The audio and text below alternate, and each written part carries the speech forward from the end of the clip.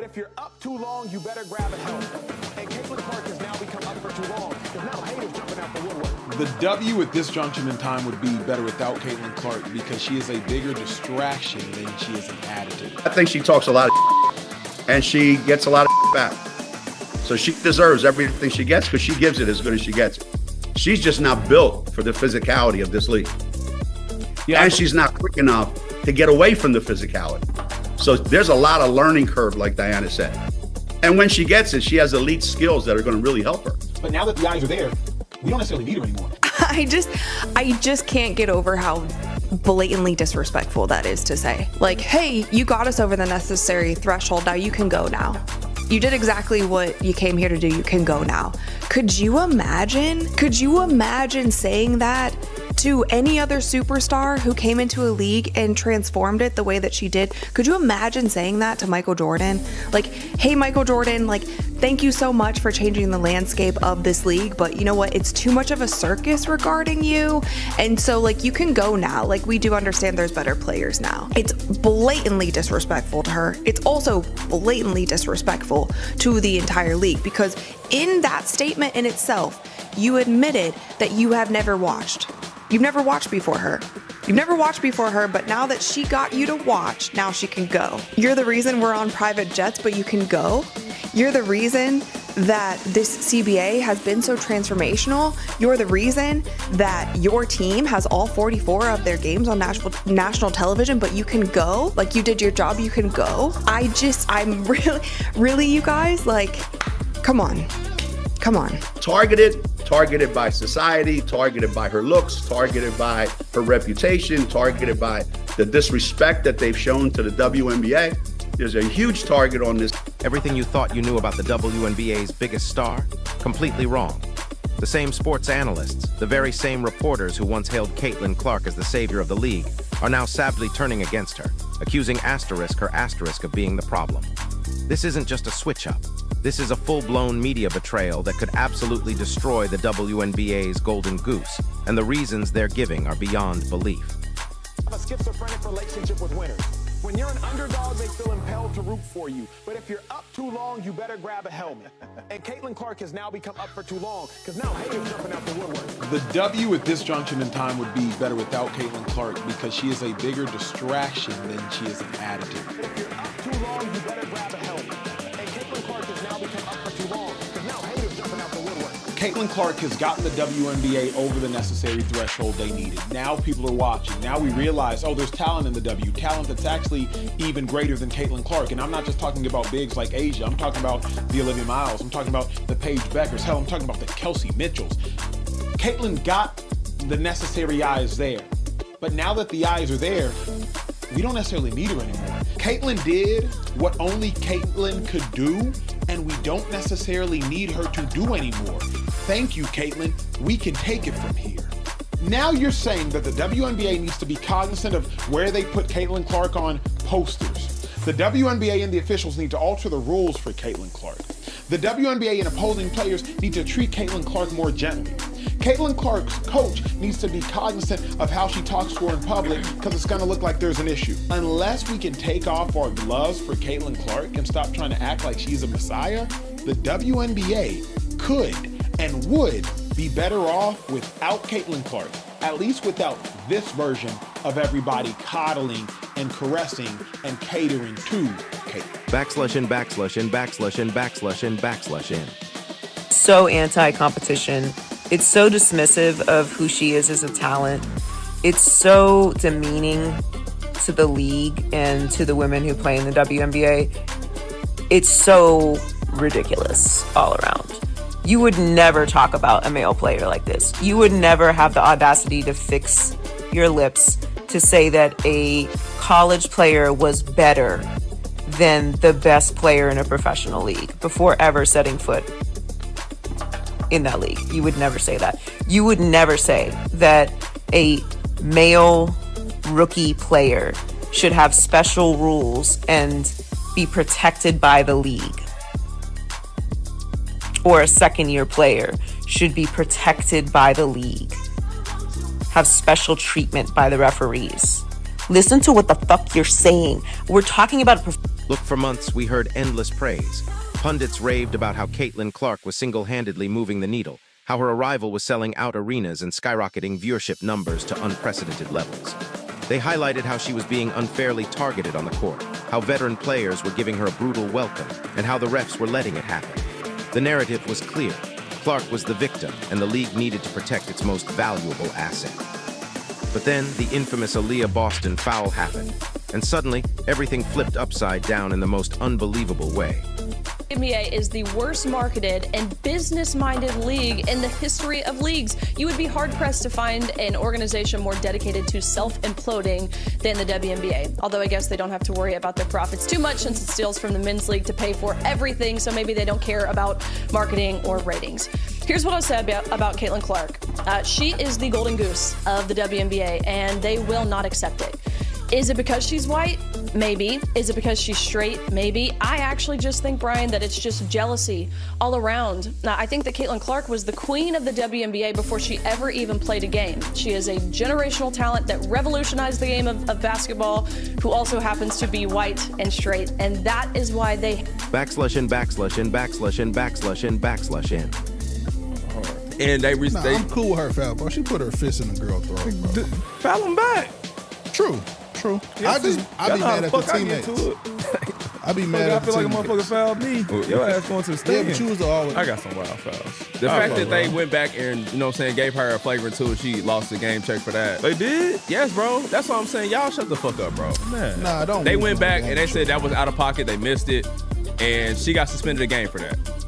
Man, was it out of pocket? It yes. was, bro. She did that for the ball, though. The ball right there. Yeah, that's cool, but don't do that. She ain't even do. Bro, she laid her hand on her neck. She ain't even do nothing. I can see if she went down there and snuffed her. Yeah, I just want the fever to ride, bro. Look at that, bro. Yeah, didn't nobody do shit. Look at it, the ball right there. I went for the ball. It's 3 people right there. 4. I just fell on you, bro. Yeah. And it's a little bit of smoke with, you know, the Juana Bonner situation and them being married. Bruh. She sold that. You see how she barely tapped her, bro? Caitlin Clark for sure sold that. Man, if she gets a tech for that during the game, cool. If you go back and give her a tech, that's cool too. But give her a flagrant 2 retroactively and suspend her a game. Bro, she barely tapped her. Look at that. Yeah. Lance Stevenson hit dude on Big 3 way harder than that. Yeah, that's a fact. She put her hand on her neck. But my whole issue about it is, okay, she got fouled, and yeah, they should have called it. But this whole, the league has to protect their stars, was that out of pocket? Yes. Y'all, chill out. This how you know she wasn't on nothing. She stepped over her. Like, if you on some BS. Yeah, Draymond would have stepped on her stomach. Yeah, you know, like, AT ain't little. If she wanted to inflict damage, it would have been damage. Yeah, for sure. I'm here for players being a leg in your stomach right there. And they gave Willis Thomas a reputation before that. So yeah, that's cap. All the racist shit, though, that's all. Fuck and all that's that. what I hate about it, too, because anytime something happens with her, the racist fans use that as motivation to get their hate off that has nothing to do with basketball. White people got to stop that shit. They ain't say nothing about when Angel Reese got tackled. Nah, not at all. There was no outrage for that. That was crazy. Yeah, that was way worse than this. Yeah, hell yeah. And I ain't think that was a crazy one. And I mean, we've always supported Angel Reese, but I've been really, you know what I'm saying, kind of riding Paul's a little bit more for her because I was sitting at a bar watching the Fever game when they was actually playing The Dream, and boy. Now listen to this part because it gets absolutely wild. After that incident, where Boston clearly ran through Clark with a blatant foul, the very same voices who defended Clark are now saying she needs to sort herself out because she's not good for the league anymore. They're claiming she's not being targeted at all, and that she dishes out everything she gets. How quickly they forget the brutal shoves, the cheap shots, and the constant physical abuse she's endured since day one. It's almost as if they're rewriting history right before our eyes, and the public is buying into it. Backslash in, backslash in, backslash in, backslash in, backslash in. And get this, one prominent voice, Gina, went on record with a shocking declaration. There are no victims in the WNBA.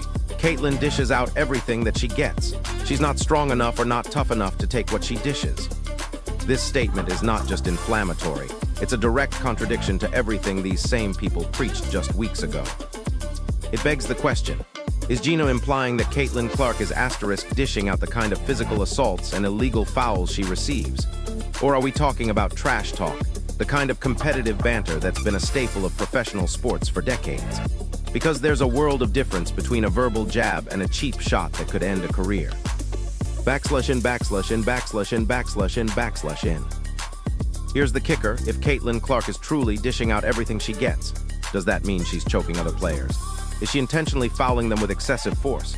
No, she's talking trash, she's clapping, she's celebrating, she's being a competitive player.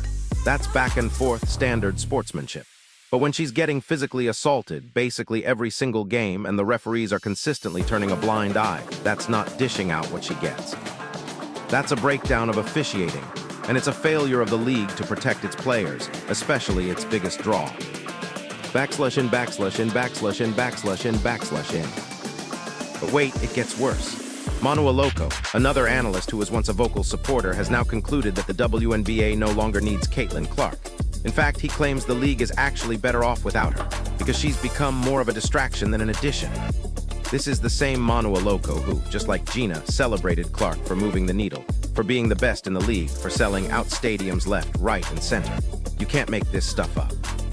The blatant hypocrisy is absolutely staggering, and it makes you wonder what's really going on behind the scenes to trigger such a dramatic shift in narrative. Backslash in, backslash in, backslash in, backslash in, backslash in. Let me tell you something. This idea that the WNBA is better off without her is not just ridiculous, it's demonstrably false. The numbers don't lie.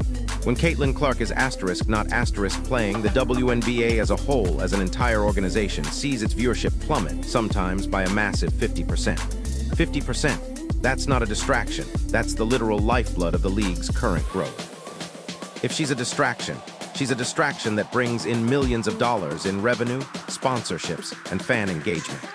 So if Manu Aloko and others genuinely believe she's a distraction, then they are ignoring the cold, hard financial reality that is keeping the WNBA afloat right now. Backslash in, backslash in, backslash in, backslash in, backslash in. And I guarantee you, if Caitlin Clark ever does decide to leave the WNBA, whether due to continuous unfair treatment, injuries, or simply seeking greener pastures, you will see exactly what happens. The entire organization which has hitched its wagon to her star will go down, and it will go down very, very quickly. This isn't just about one player. It's about the entire economic model of a league that's finally catching mainstream attention, an attention almost solely driven by her presence. To claim she's a distraction while she's generating unprecedented revenue is a level of delusion that's truly baffling. Backslash in, backslash in, backslash in, backslash in, backslash in. So why the sudden, aggressive pivot? Riley Gaines, a former collegiate swimmer and outspoken advocate for women's sports, nailed it when she suggested the WNBA is likely going anti-Caitlin Clark because she is white, straight, and talented. This isn't just a conspiracy theory. It's a critical lens through which many are viewing this unprecedented backlash. Clark is undeniably the golden goose of the WNBA, bringing in a new, diverse audience. But there's a growing sentiment that a segment of the league, and even its media, simply won't accept her for reasons that extend beyond the basketball court. Backslash in, backslash in, backslash in, backslash in, backslash in. Is it because she's white? Is it because she's straight? These are uncomfortable questions, but they're being asked because the treatment she's receiving is unlike anything we've seen for a generational talent in professional sports. The league is struggling to manage its own success, and instead of embracing the player who unlocked that success, they seem to be allowing, or even encouraging, a narrative that paints her as the villain. This isn't just about competitive balance. It's about deep-seated cultural and political currents playing out on a national stage, and the WNBA is caught right in the middle. Backslash in, backslash in, backslash in, backslash in, backslash in. Even Indiana's own analysts, like Jeff T.A. and his crew, are now giving takes that twist the narrative around the Aaliyah Boston incident. They're saying things like Aaliyah Boston was just going for the ball and accidentally fell on Caitlin.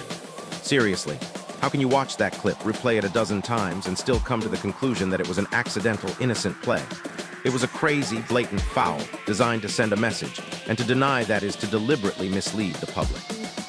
It's absolutely mind-blowing that even home state support is faltering, echoing the league-wide sentiment that Clark is somehow to blame. Backslash in, backslash in, backslash in, backslash in, backslash in. These analysts are essentially switching up on her, pushing the narrative that it's all her fault, that she gives it so she has to be able to take it. While I believe in that saying for competitive trash talk, for the back-and-forth banter that makes sports exciting, it absolutely does not apply to physical assault or intentionally dangerous fouls. Is Caitlin Clark out there pushing everyone, punching everyone, intentionally fouling them with malice every single play? No. She's a competitive player, yes, but she's not a dirty player. She's not assaulting anyone like that, and to suggest she is, or that she deserves the abuse, is a dangerous justification for egregious behavior on the court. Backslash in, backslash in, backslash in, backslash in, backslash in. It's quite clear that this league, despite its newfound attention, is heading down a very treacherous path. When that clip of Aaliyah Boston's foul first dropped, I, like many, expected a wild outrage in support of Caitlin Clark. I thought the media would be up in arms, demanding better officiating and protection for the star. But it was the exact opposite. There are now more people siding with Aaliyah Boston, more people saying Caitlin Clark shouldn't even be in the league anymore, claiming she's brought all this negativity on herself. This isn't just a media narrative. It's a chilling indication of a deeper issue within the WNBA, where its biggest star is being actively undermined, not celebrated. Backslash in, backslash in, backslash in, backslash in, backslash in. But here's the kicker, and this is what nobody is talking about. Follow the money. Who benefits from this narrative that Caitlin Clark is a distraction or not good for the league? If the league can diminish her value, it might gain leverage in future contract negotiations, or perhaps certain established players and their endorsements prefer the spotlight to remain diffused. This isn't just about basketball. It's about power, control, and who gets to dictate the future direction and public image of the WNBA, even if it means sacrificing the very person who brought them to the dance. Backslash in, backslash in, backslash in, backslash in, backslash in. So there you have it. The WNBA's biggest star, Caitlin Clark, is facing an unprecedented media betrayal, with analysts and reporters who once championed her now turning against her, seemingly for reasons that extend far beyond basketball. This isn't just about competitive fouls or trash talk. This is about the league's identity, its handling of a generational talent, and the uncomfortable questions about race and sexuality that are now simmering beneath the surface. This entire situation threatens to derail the incredible momentum the WNBA has finally gained. So here's my question for you. Drop it in the comments. Do you think the WNBA is actively sabotaging its own golden goose? Or is this just the unavoidable growing pains of a league thrust into the mainstream? If this breakdown helped you understand what's really happening, smash that like button, subscribe to the channel, and hit the notification bell because things are about to get even crazier. I'll see you in the next one.